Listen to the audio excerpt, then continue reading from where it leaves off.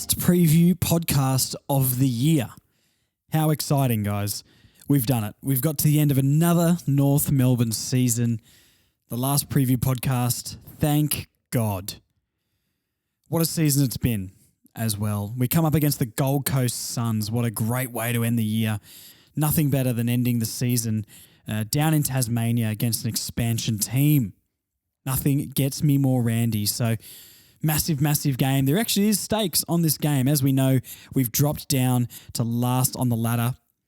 I didn't think I'd feel this happy about that, but here I am kind of being happy that we're going to draft the best talent in the country. I don't know. Doesn't feel great. I'll reevaluate my life at a later date. But we do have the Gold Coast Suns coming up. We're going to do the live reaction. I haven't looked at the teams yet. I'm sure there's going to be some wild changes this week. I could see guys I've never heard of on this roster playing. I'm not saying we're tanking. I don't think we'll tank. But to be fair, we really don't have to change much to tank anyway, because that's kind of our thing. Even when we try to win. So, fantastic. Yeah, I don't know what to expect from what the changes might be this week. Thinking of some players I'd maybe like to go. I mean, Tucker is one for me. Not playing great. Let's give a kid a go in the last game. You know, Tristan Jerry, he'll play. Everyone loves him except me and Marnie, apparently. Flynn Perez, yeah, look, off you go, mate. Let's bring in somebody we've never seen. Are we going to get Robert Hanson? Are we going to get Phoenix Spicer back? Are they going to strap Jack Marnie up like a mummy and roll him out for his last North Melbourne game? This could be big, big stuff. As for some guys who are coming in, I mean, I've talked about Miller Bergman a lot. I wouldn't mind seeing Robert Hanson back in. Let's just throw him in one more time. Other than that, I don't know how much I care, to be honest. Let's just get that pick, get this game done with, no injuries, and we'll get through it. The only news really to talk about this week is LDU hurt his foot or aggravated his foot more, which he was out with last week while surfing. So that's an interesting one. I kind of think it might be good though. I mean, I would hate for him to be playing this week and do a hamstring or something like that. Anyone who's of any value to this team, just put them on ice. Put them on ice. Let's play the twos. Let's play the twos. Get them in form, and we'll roll them out and hopefully win the what's it called? Wild card against the KC Demons. So we can talk a bit about that later. Other than that, Jack Zeeble out of hospital, all successful with his facial surgery. Clarko talked about it a little bit in the press conference. Talked a little bit about LDU as well. And what he said was good, you know, sort of regarding both those guys, is that you can't take away their freedom and their hobbies. You know, the worst thing you could do to LDU now is be like, sorry, mate, you can't surf anymore. You reckon he's going to be happy with that? Absolutely not. You got to hope that they manage their own bodies, and he was totally right with that. And I think the way he handled that question with the journalists, I'm sure trying to trip him up to get a stupid headline, he handled it well, and I think he's showing his value to this club, especially moving forward. He might seem like a tough bloke on the outside, especially through his Hawks days, but he's hard but fair, sort of Glenn Archer style. All right. I don't think there's any more news. Is there any more news? I'm asking you guys, and you're not even here. I'm just talking in my room. So I don't think there's any more news from the week. Lots of players out with injuries. We heard that last week. Screw it. Let's just get into the live reaction. All right, I'm going to search up the teams now. Let's go on the AFL app so I can tell you the Suns ins as well. All right, let's have a look. In. Callan Dawson's playing. Oh, my God. Oh, my God. Charlie Lazaro and Miller Bergman. They're actually three good ins. Callan Dawson is playing. Watch Aiden Core have the worst game of his life because there's another tall down there now. He's going to go full Griffin Logue. Not Griffin Logue, he's great, but how Aiden Core was playing when Griffin was there. Charlie Lazaro being in, that's good. I mean, I don't know if he makes it in this team. I think Tom Powell will struggle to make it in this team, so I would put Lazaro under Powell in the pecking order. But glad he gets a game. Hopefully he plays some midfield and we can see what he can do. But once again, I mean, we're probably drafting Harley Reid. We might get Riley Sanders. Jai Simpkin will be lucky to get a game in this midfield. No, I love you, Jai. That was a joke. Out, Blake Drury, yeah, whatever. Daniel Howe, fine. Zeebs, Zeeble managed. Retired is probably the one to put there. Why is he managed? And Luke McDonald with his injury. So, yeah, cool. That makes a lot of sense. Pretty happy with the outs and pretty happy with the ins. It's like the first week that's happened. Is that the first week? Yeah, probably. Last week, I don't think I was too happy, but Lazaro, Dawson, Bergman in, Drury, Howe, Zeeble, and McDonald out. I'm assuming Drury will be the sub. Daniel Howe will probably be the sub, but Blake Drury, sub, I would assume. It says he's going to be the sub in brackets, but I guess you never know. For the Gold Coast, Alex Davies, never heard of him, and Chris Burgess, I've heard of him before, but don't really know who they are. Bailey Humphrey out injured. Lukosius, I know he's a good player, and Rory Atkins omitted as well. Lukosius out with injury. Interesting. So, yeah, that is good to see Bergman back off half-back as well, and be very interesting to see how Callum Dawson goes. I think he's contracted next year, so I don't know how I feel about Callum Dawson. I want him to play more, but if we could get a free agent like Lewis Melican in and draft like Curtin, I'd be pretty happy. So I don't know. Good to see him play though. But if your first game of the year is in round 23, it's probably a token in. To be fair, Miller Bergman finally being back in. Once again, I've said this so many times, guys. I can't believe that he hasn't been in before this. But hey, here we go. Other than that, good on us. Jerry's still in the ruck. Fantastic.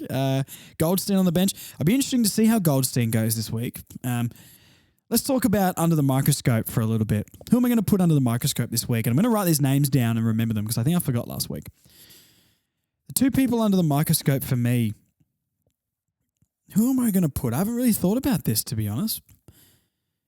There's a few in contention who I want to see. Perez is still in. God damn it. Perez is not going under the microscope. He's going to be bad. I could put Goldstein under the microscope. I think he was really poor last week, and I think I can only imagine next year Goldie's going to sort of run out half the season and then get very tired, which he looks like he has been in the back half of the year. So Goldstein could go under the microscope. Tom Powell could go under the microscope. He needs a game. Will Phillips could be another one. Let's keep building. Darcy Tucker, that's more of a negative one, but let's see if he's got anything in him. Bergman under the microscope to make sure he holds his spot. For next year, I guess. I'm going to... it's Goldstein or Powell for me. You know what? I think Powell... Okay, I'm going to do what I've done every other week. Tom Powell, I thought, played okay last week. I'm going to put him under the microscope for positivity. Let's elevate his decent performance last week. And I'm going to put Todd Goldstein under the microscope, who had a bad performance but needs to step up. Let's see if the old dog's got any new tricks. All I know is if Todd Goldstein is bad, he will still be better than Tristan Xerri. I wish I could see a stat, and I'm sure there's a website, I probably just don't know. If you guys know how to find stats on players, can someone tell me if Tristan Xerri's taken a contested mark this season? Because I genuinely think he might not have. And that's not me bantering because we know he's not my favourite guy. But I don't remember any contested marks from him. Someone let me know. All right. The opposition's last result. Let's have a look and see where are the Suns sitting on the ladder right now. I know they can't make finals. 15th, yeah. Sort of about where I thought they'd maybe end up. They've had a decent year though. 36 points equaling Freo. Freo were underwhelming as well.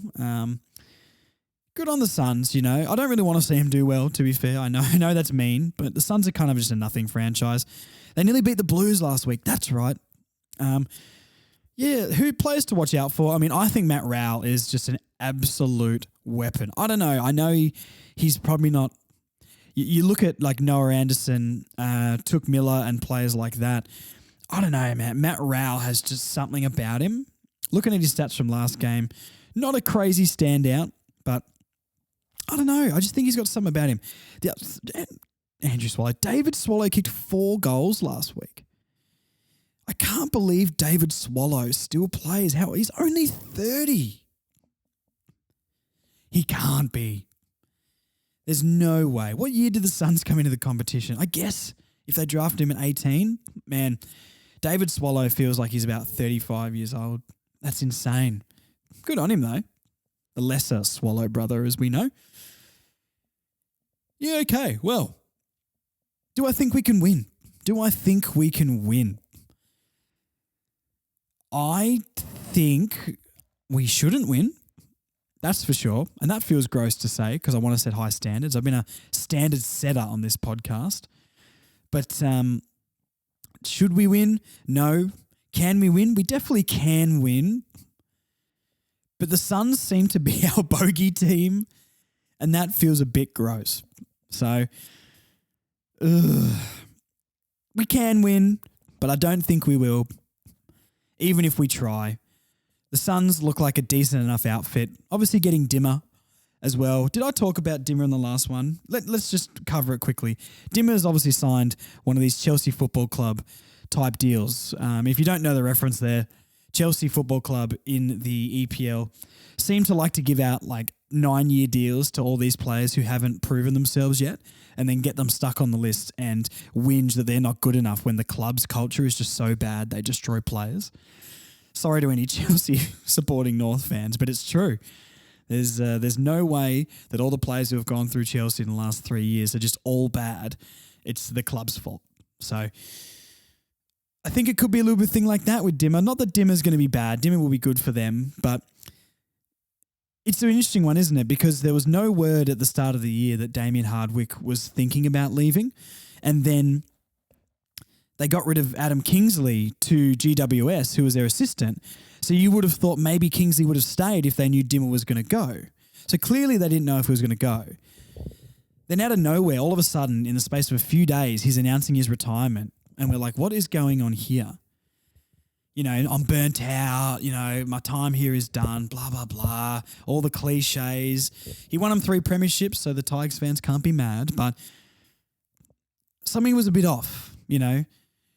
It's interesting. As soon as the Tigers seem to be dropping for the first time in like 8 years, he's all of a sudden had enough. He's left them with no great young players, an aging list, out of the 8. And you're thinking, okay, maybe he's just burnt out. He's posting photos, watching the Tigers game. Come on, boys. And all while that was going on, he knew he had a 7-year, $1 million a year deal on the table. And if he didn't win the Tigers premierships, if I was a Tigers fan, you would be absolutely filthy. Because when you just know he's sitting there on the couch holding the beer saying, oh, take my photo. I'm watching the Tigers game. This will make the Tigers fans happy. And then as soon as that photo's taken, he goes, sweet. Now call my agent and see if that deal's over the line yet. There is no way that Gold Coast Suns 7-year $1 million deal only came up after he announced that he was out. No way.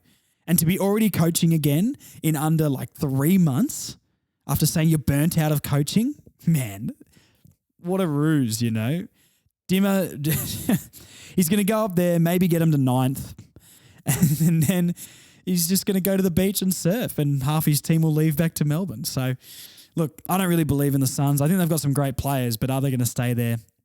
Not convinced. Clarko did say in the press conference as well today that one of them asked him about the priority picks and getting compensation for Ben Mackay and all that sort of stuff because the media's trying to make it sound like we don't deserve any of these picks.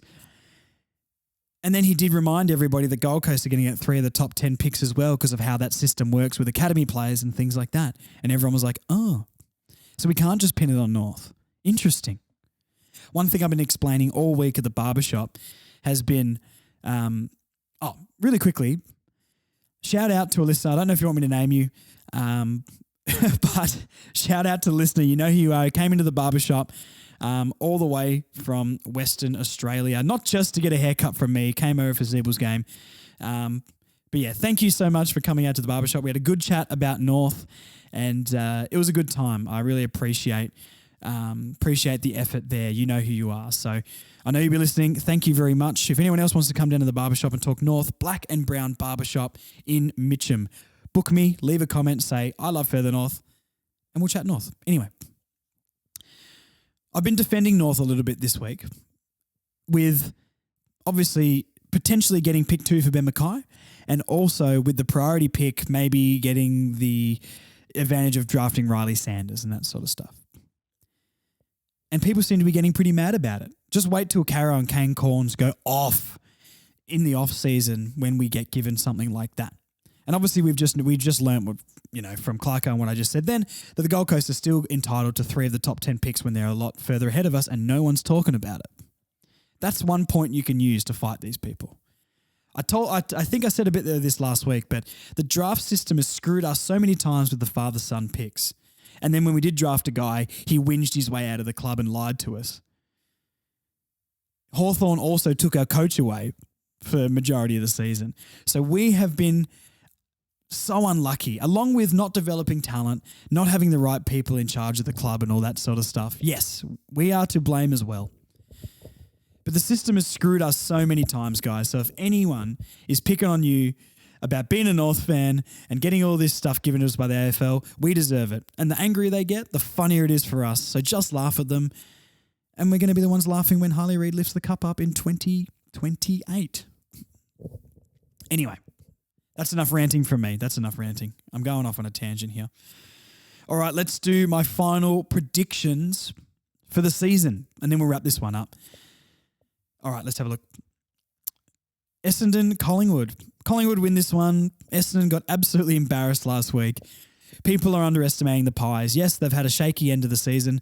They'll click when the time is right. Let's not think it's going to be any different. Hawthorn and Fremantle. Hawks win this one. Freo over here in Melbourne. Last game. No one's playing for anything, but the Hawks are younger, or maybe not young, but they're hungry at the moment, and it's in Melbourne. I mean, North Suns, I didn't give a prediction. I'm going to guess the Suns maybe by 4 goals, I think. The Suns just have our measure more often than not, and I know it's set in Hobart, but that's not a fortress for us anymore. Brisbane and St Kilda.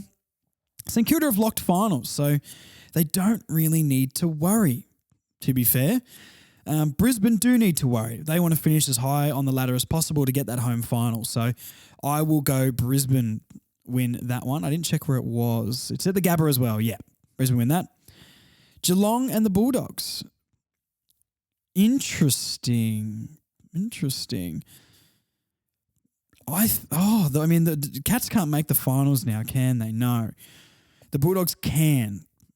I would normally say the Cats win. The Bulldogs need to, but I don't believe in them. It's at GMHBA. Cats win this one. I think the Bulldogs limp their way to the end of the season and don't make the finals. Eagles and Adelaide. Oh, who cares? I mean, I think Adelaide probably go over there and play pretty hard because they'd be frustrated from the week before. I don't want the Eagles to get 4 wins as well. That'd be embarrassing for us. I'll go Adelaide. Tex to kick none and Lucky to kick 14 and win the Coleman. Port Adelaide, Richmond. I'm going to tip. Port Adelaide's going to win this game, but I'll tip Richmond in this one. Let's see if Port has any outs, I guess. Are they saving anyone for the finals? Probably not. No outs. Port win this one. I have to take my bias out of it. Sorry, guys. Swans, D's. The Swans are favourites. Interesting. No. D's can go ahead of Port if Port lose. D's could go to second on the ladder. Yeah, D's have more to play for here. The Swans are in finals, so it doesn't matter anyway. Swans aren't playing for anything, and the Demons are. So I'm going to go the Demons. Carlton, GWS. GWS are winning this. They need to win to be in the finals, to guarantee the final spot, because the Bulldogs and the Bombers can still play finals. Probably not the Bombers. They don't have the percentage, but the Bulldogs definitely can. And I just want to see Carlton lose. There is a part of me that wants Carlton to win because they've been so bad for so long, but the fans are really annoying me in the last few weeks, and I would love them to lose this game and the first week of the finals. They're my tips, guys. Who do I think is going to make the finals? I think it stays how it is. I don't think the Bulldogs or the Bombers get in at all. The Bombers would need a huge win. The Bulldogs have more percentage than GWS, who are in 8th, but I don't know. Bulldogs have Geelong and GWS, I guess, have Carlton. But, I think the Giants make it. That's a good effort from the Giants. I tipped them pretty low this year.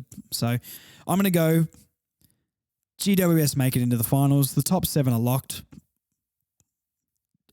Oh, the D's probably finish 4th, don't they? Yeah, they probably do because I think the other 2 teams win. You know what? If Collingwood lose and Brisbane win, they could finish on top of the ladder. And they're on the exact same percentage. This is wild. Still so much to play for. Unreal. What a time to be alive, guys. All right, we've got to the end of it. We've finally got to the end of it. Remember the obscure player of the week. Now, who... I love the obscure player of the week. Okay, the obscure player of the week this week was Aaron Black. Geelong legend Aaron Black. Do you guys remember Aaron Black? The key forward we kind of need beside Larkey right now. He was a little bit underwhelming, wasn't he? Going back and doing some of these... nostalgic player of the weeks is crazy because I just don't really remember, I thought these guys were okay at the time, but I guess it just kind of shows that we have been through a lot of players. Luke Delaney, I didn't think Luke Delaney was bad when he played, but he never kind of made it. But I never was focused enough in on the team to be like, why didn't Luke Delaney make it? He was just gone. But I guess he kind of left when we were still decent enough, Bixie, I'm just looking at the comments on the post of Aaron Black.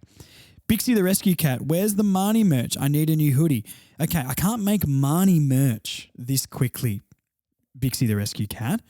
All right, stop prowling around people's fences and, pooping in your litter box. All right, you get your hoodie in due time. I got to get Marnie to sign a bit of paperwork before I can stick her head on things, Thanks for all the hashtag free Marnie merch, guys, as well. Keep commenting hashtag free Marnie merch. I love it. And North Melb _ vintage on Instagram also commented and say, kicked some sensational goals in 2014. That was his year too. And that was our prelim year. So we couldn't have done it without Aaron Black. Never forget the name. The streets know. The streets know Aaron Black. All right, guys. That's enough preview podcasts for 1 year. They will be back next year. There's plenty of off-season stuff going to come. I'm not going to do 2 podcasts a week from now on, depending on what things happen, but it's more about draft and trade time. I'll be doing little podcasts to tell you guys what's going on and give you my opinions. We will be back on either Sunday or Monday with the full podcast after the Suns game. We're going to know what we're going to do for drafting. And then hopefully the week after, we're going to do a big season review podcast. Might be a couple of hours, that one, but it's going to be a massive one. So lots of off-season stuff planned. Good things to come in 2024. But hey, we got plenty of podcasting left. Let's play the Suns first. Go North. Thanks for listening, guys. Really appreciate it. Further North Pod on Instagram, Further North Podcast on Facebook. I'll talk to you guys Sunday or Monday, depending on how tired I am. All right, guys. Thank you very much. Talk to you soon. Bye.